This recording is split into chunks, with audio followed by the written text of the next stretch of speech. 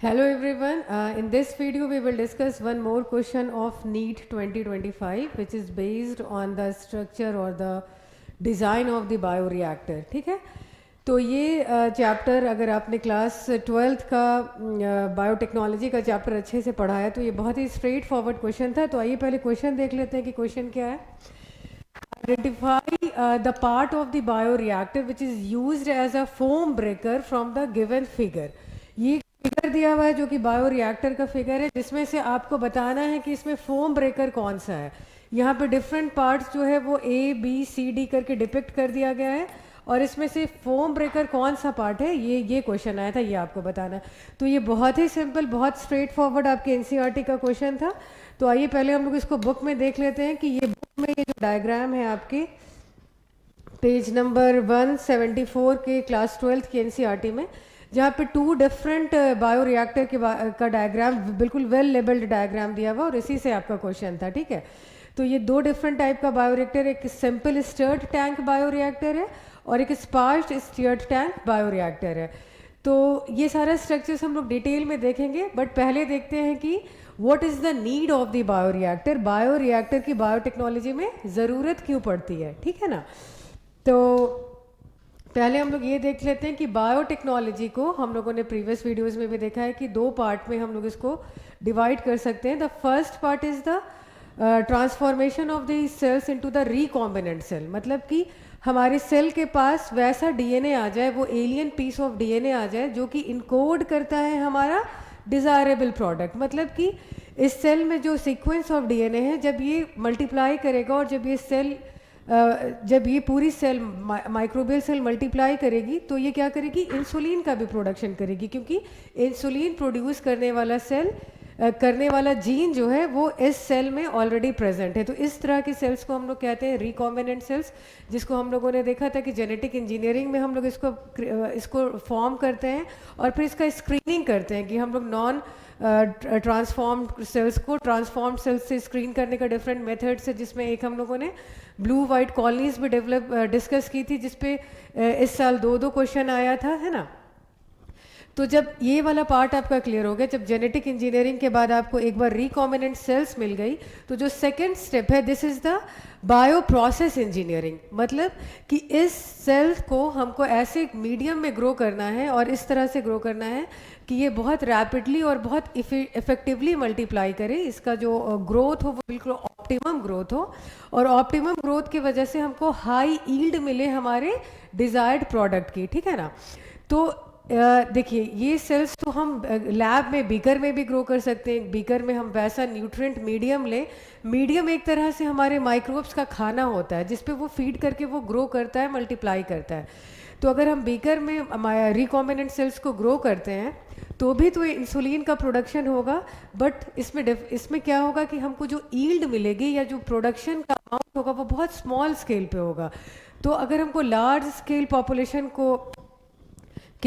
हमारा टारगेट है तो उसके लिए वो जो मेथड है कि हम लैब में उसको या छोटे बीकर में हम उसको ग्रो करा रहे हैं अपने रिकॉम्बिनेंट सेल्स को, तो वो बहुत इफ़ेक्टिव मेथड नहीं होगा. इसके लिए इंडस्ट्रियल स्केल पे हम फर्मेंटर का यूज़ करते हैं.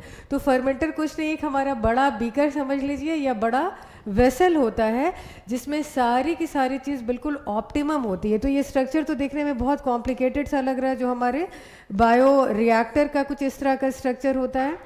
ये इसका वेसल है और ये इसका कंट्रोल यूनिट है.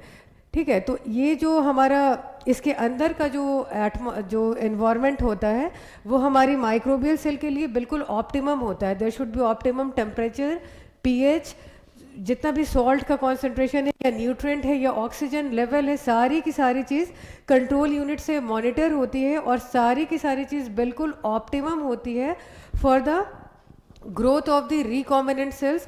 जिसमें हमारी जो रिकॉम्बिनेंट सेल्स होती है, जो कि हमारा माइक्रो ऑर्गेनिजम्स हो सकता है, प्लांट या एनिमल, किसी का भी सेल्स हो सकता है जिसको हमने ट्रांसफॉर्म किया है. तो ये सेल्स इसमें रैपिडली मल्टीप्लाई कर सकती है और फिजियोलॉजिकली ये क्या होती है, मोस्ट एक्टिव स्टेट में होती है. तो जब ये हमारी सेल मल्टीप्लाई कर रही है तो जाहिर सी बात है ये प्रोटीन का, ये हमारा जो प्रोटीन है, जो हमारा प्रोडक्ट है इंसुलिन, उसका भी लार्ज अमाउंट में क्या कर रही है, प्रोडक्शन कर रही है. ठीक है, तो अब इस मीडिया का जो कंटेंट है, मतलब जो हमारी वेसल है, इसके अंदर जो मीडिया है उसके अंदर इंसुलिन का प्रोडक्शन भी हो रहा है, और जिसको हम लोग फिर डाउन स्ट्रीमिंग प्रोसेस के थ्रू क्या करते हैं, आइसोलेट कर लेते हैं।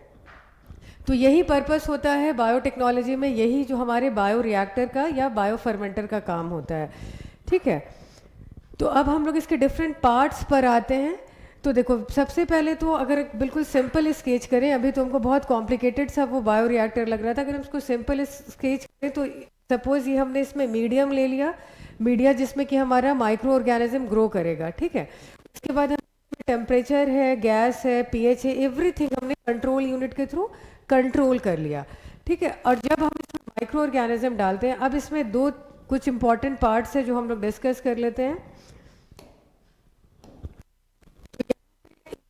यहाँ पर एक आउटलेट होता है या एक पैसेज होता है जो कि यहाँ से हमको क्या देता है, बिल्कुल स्टेराइल एयर देता है, ऐसा एयर जिसमें कोई बिल्कुल कंटेमिनेशन फ्री हो, क्योंकि हम लोग चाहते हैं कि इस मीडियम में सिर्फ और सिर्फ रिकॉम्बिनेंट सेल्स का ही ग्रोथ हो और कोई भी अनडिजायरेबल सेल्स इसके अंदर ग्रो नहीं करे, या कंटेमिनेटेड सेल या नॉन रिकॉम्बिनेंट सेल्स ग्रो नहीं करे। ठीक है, तो मीडिया अराउंड हम लोग दिस मच, अगर ये हमारा वेसल का पूरा वॉल्यूम है तो हम लोग 3/4 ऑफ द नेट वॉल्यूम को हम लोग मीडिया से फिल करते हैं। उसके बाद यहाँ से हम लोग एयर सप्लाई करते हैं। उसके बाद इसमें टेम्परेचर कंट्रोल करने के लिए वाटर जैकेट होता है। वाटर जैकेट, अगर हमारे मीडियम का जो ऑप्टिमम टेम्परेचर है, अगर टेम्परेचर उससे ड्रॉप हो रहा है तो इस वाटर जैकेट के थ्रू हॉट वाटर जो है इसमें सर्कुलेट होता है, और अगर टेम्परेचर ज़्यादा हो गया है तो इसमें से कोल्ड वाटर सर्कुलेट होता है, और इस तरह से हमारा जो ये वेसल है, इसका जो टेम्परेचर है वो मेंटेन होता है, जो कि ऑप्टिमम है for the growth of the micro organism. वैसे ही हम लोग इसमें पीएच का भी कंट्रोल करते हैं कि पीएच का जो ऑप्टिमम रेंज होना चाहिए उसी, ना तो ये बहुत हाईली एसिडिक हो जाए या हाईली अल्कलाइन हो जाए, तो ये भी हम लोग इसमें ग्रोथ के लिए इसका पीएच चेक करते हैं, और इसका इवन हम लोग इसका जो एयर का प्रेशर है वो प्रेशर भी चेक करते हैं। तो ये जो हमारा वेसल होता है ये स्टेनलेस स्टील के का कंटेनर इसका बना होता है, ताकि ये हाई प्रेशर को बियर कर सके। अगर ये ग्लास का हो तो ये टूट सकता है, इसीलिए हाई प्रेशर को ईजिली ये बियर कर सके, इसलिए इसको बहुत रोबस्ट और बहुत स्टडी मटेरियल का बनाया जाता है। ये जो वेसल होता है, पूरा वेसल हमारा स्टेनलेस स्टील का बना होता है। ठीक है, अब ये पूरा कंडीशन सेट करने के बाद भी साइंटिस्ट ने क्या देखा कि इसमें जो ग्रोथ है वो ऑप्टिमम नहीं हो रही है। ऑप्टिमम ग्रोथ नहीं होने का रीज़न क्या था कि ये जो हमारा मीडियम था वो स्टैटिक था, इसमें किसी भी तरह का एजिटेशन नहीं हो रहा था। तो उसके वजह से ये जो न्यूट्रिएंट का मीडियम का जो कंडीशन था वो होमोजेनस नहीं था, नॉन होमोजेनस कंडीशन था। अब नॉन होमोजेनस कंडीशन समझिए कि क्या होता है। नॉन होमोजेनस कंडीशन कुछ इस तरह का हुआ, जैसे यहाँ से हमारा एयर का आउटलेट है, तो जो भी न्यूट्रिएंट अगर हमारा स्टैटिक है तो अपर सरफेस पे जो माइक्रो ऑर्गेनिज्म है उसको एयर का सप्लाई, उसको एरेशन ज़्यादा मिल रहा है as compare to the micro organism which is present on the base of the bio reactor. ठीक है, और उसी तरह से अगर टेम्परेचर सपोज यहाँ से हॉट वाटर जा रहा है तो यहाँ पर का टेम्परेचर क्या हो जाएगा, बहुत हॉट हो जाएगा as compare to the temperature which is present on the interface of the fluid and the air. क्योंकि इतना स्पेस खाली छोड़ते हैं, क्यों खाली छोड़ते हैं वो भी देखते हैं।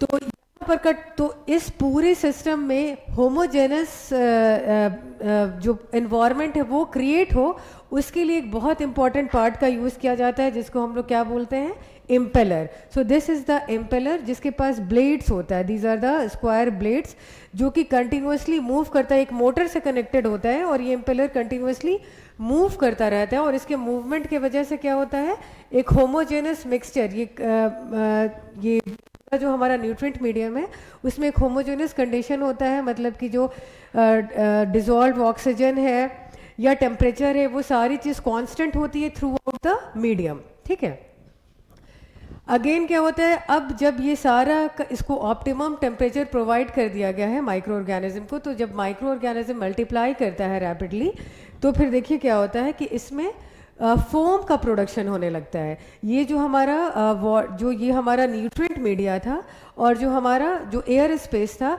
इन दोनों के बीच में फोम जो है वो बहुत, और ये फोम जो है एक पूरे सिस्टम में हैवॉक क्रिएट कर देता है। तो हमको क्या चाहिए कि इस पूरे फोम को हम इस सिस्टम से हटाएं। तो यहाँ पर ये देखिए, जब हम ये वाला इम्पेलर का स्ट्रक्चर देखते हैं ना, तो हमको 3 ब्लेड नज़र आ रहा है कि न्यूट्रिएंट मीडियम के अंदर है, और एक ब्लेड जो है वो हमारा एयर में है। तो this is the foam breaker, जो कि जब इसकी ज़रूरत क्यों होती है कि जब हमारा ये इसके अंदर माइक्रो ऑर्गेनिज्म मल्टीप्लाई करता जाता है तो बहुत ज़्यादा फोम का फॉर्मेशन हो जाता है, और इस फोम को हटाने के लिए फोम ब्रेकर का यूज़ किया जाता है, जो कि यहाँ पे प्रेजेंट होता है। ये इसका पोजीशन है, और यही आपको एग्जाम में पूछा गया है। यहाँ पर जो है ना, दिस इज़ जस्ट इम्पेलर के जस्ट ऊपर होता है। तो ये हमारा फोम ब्रेकर है। अगर इसको फोम को हटाया नहीं जाएगा तो जितना भी ये सारा पैसेज है जो कि हमारा स्टेराइल एयर के लिए होता है, वो सारा पैसेज हमारा ब्लॉक होने लगेगा, और उसके वजह से हमारा जो ये न्यूट्रिएंट जो ऑप्टिमम कंडीशन था वो ऑप्टिमम कंडीशन नहीं रहेगा। ठीक है, तो यहाँ पे आपको ये सारे पार्ट्स आई गेस समझ में आ गया होगा कि हमारा इम्पेलर में कुछ ब्लेड्स होता है, और इसका मेन पर्पस होता है एजिटेट करना। ये हम इसी को हम लोग क्या कहते हैं, एजिटेशन का ये सिस्टम होता है। और उसके बाद इसके ऊपर में जो है वो फोम ब्रेकर होता है। टेम्परेचर कंट्रोल का यूनिट भी हम लोग समझ गए कि टेम्परेचर कंट्रोल हम लोग कैसे करते हैं, वाटर जैकेट के थ्रू हॉट या कोल्ड वाटर हम लोग सर्कुलेट कर सकते हैं according to the temperature of the vessel. और इन सारे के बाद हमारा जो एक इम्पॉर्टेंट कॉन्सेप्ट होता है, हाँ, यहाँ पे जो हमारा एजिटेशन का जो प्रोसेस है, एक तो हम लोगों ने देखा कि इम्पेलर के थ्रू होता है। इम्पेलर में मैकेनिकली क्या किया जा रहा है, मोटर के थ्रू इस ब्लेड को सर्कुलेट किया जा रहा है, जिसकी वजह से ये पूरा का पूरा सिस्टम होमोजेनियस होता है। एक और एजिटेशन का सिस्टम होता है जिसको हम लोग क्या बोलते हैं, स्पार्ज्ड स्टीयर्ड टैंक, जिसमें कि जनरली वो जो वेसल होती है ना, जो हमारे स्टार्टिंग में ही हमने देखा है कि एनसीईआरटी में ये डायग्राम बना हुआ है, ये देखिए यहाँ पे देखो, ये जो है ना, this is the sparged stirred tank. ठीक है, ये जो स्पार्ज्ड स्टीयर्ड टैंक बायोरिएक्टर होता है, इसमें बहुत हाई प्रेशर से एयर बबल्स को इन्फ्यूज़ किया जाता है, जिसकी वजह से ये पूरा का पूरा जो सिस्टम है ना, ये एजिटेट हो जाता है। मतलब इसमें एयर सप्लाई होती है, और एक होमोजेनियस मिक्सचर जो है वो इंश्योर होता है कि सारा का सारा जो इसके अंदर का सिस्टम है, जो कल्चर है, वो होमोजेनियसली क्या हो रहा है, सर्कुलेट हो रहा है। तो जो बबल्स होती है ये क्या करती है, dramatically increase the oxygen transfer area. इस बबल्स की वजह से हमारा पूरा का पूरा जो न्यूट्रिएंट मीडियम है वो एरेटेड रहता है। ठीक है ना, तो अब हम लोग ये सारी चीज़ समझ करके अब हम लोग इसके क्वेश्चन पर आते हैं, और क्वेश्चन जो है वो बहुत ही इजी था। अच्छा, स्पर्ज्ड का मतलब होता है ना, ये जो स्पर्ज्ड, इसको स्प्रिंकलर भी कहते हैं। स्प्रिंकलर जैसे कि पानी जब उसमें से बहुत तेज़ी से निकलता है फव्वारे की तरह ना, फाउंटेन टाइप से, तो उसी को हम लोग ये कहते हैं स्प्रिंकलर या स्पर्ज्ड कहते हैं, जो कि हमारा क्या होता है, स्प्रिंकलर भी होता है। तो ये भी एक इम्पॉर्टेंट इसका पार्ट है, जो कि, और जनरली जब हम ये स्पर्ज्ड स्टर्ड टैंक देखते हैं ना, तो उसमें होता ये है कि देखो, इसका जो सरफेस है ये स्लाइटली कर्व्ड है। जो हमारा सिंपल स्टर्ड टैंक है जिसमें कैम्पेलर लगा हुआ है, ये स्लाइटली कर्व्ड है, लेकिन इसमें जनरली फ्लैट सरफेस होता है, जो हमारा स्पर्ज्ड स्टर्ड टैंक बायोरिएक्टर होता है। ठीक है, और ये दोनों का मेन पर्पस जो होता है वो एजिटेशन का ही होता है, कि हमको सर्कुलेट करना है मीडियम में, होमोजेनियस कंडीशन मेंटेन करके रखना है, एरेशन इसका अच्छा करना है। तो अब आओ क्वेश्चन पे आ जाते हैं। तो जब हम लोग क्वेश्चन पे आते हैं तो लीजिए, ए में हमारे क्या है, so this is the B हमने देखा है कि ये क्या है, ये इम्पेलर के ऊपर मोटर लगा हुआ होता है, ये हमारा मोटर है। नंबर सी, ये एम्पेलर में 1 2 3 4 ब्लेड है, वैसा ब्लेड जो मीडियम से जस्ट ऊपर होता है, उसी का काम होता है फोम को ब्रेक करना। सो this is the foam breaker, और ये हमारा एम्पेलर हो गया। और डी, ये जो है हमारा आउटलेट हो जाता है किस चीज़ के लिए, ये एक्चुअली में हमारा कंटिन्यूअस कल्चर होता है। मतलब कि एक बार जब ये न्यूट्रिएंट यूज़ हो गया ना, तो यूज़ न्यूट्रिएंट को धीरे धीरे हम लोग निकालते जाते हैं, और उससे हम लोग डिज़ायर्ड प्रोडक्ट को डाउन स्ट्रीमिंग प्रोसेस के थ्रू आइसोलेट करते हैं, और फ्रेश मीडिया फिर इसमें हम लोग डालते जाते हैं। तो इसी इसको हम लोग कहते हैं कंटिन्यूअस कल्चर। तो कंटिन्यूअस कल्चर के लिए यहाँ पे हम इसको यहाँ से यूज्ड मीडिया या जो ऑर्गेनिज्म ग्रो कर चुका है उसको हम लोग धीरे धीरे निकालते हैं और फ्रेश मीडिया डालते हैं। तो यहाँ पे हमारा आंसर जो हो जाएगा फोम ब्रेकर के लिए ऑप्शन नंबर 2, जो सी है, this is the foam breaker. So I hope ये सारा जो कॉन्सेप्ट है बायो रिएक्टर का या फर्मेंटर का वो आपको समझ में आ गया होगा, बिल्कुल इसका जो जितना भी डिफरेंट पार्ट्स है और मेन इसका पर्पस क्या है, ये इसका यूज़ क्या है। तो इसी तरह की और वीडियोस के साथ फिर मिलते हैं। Okay then.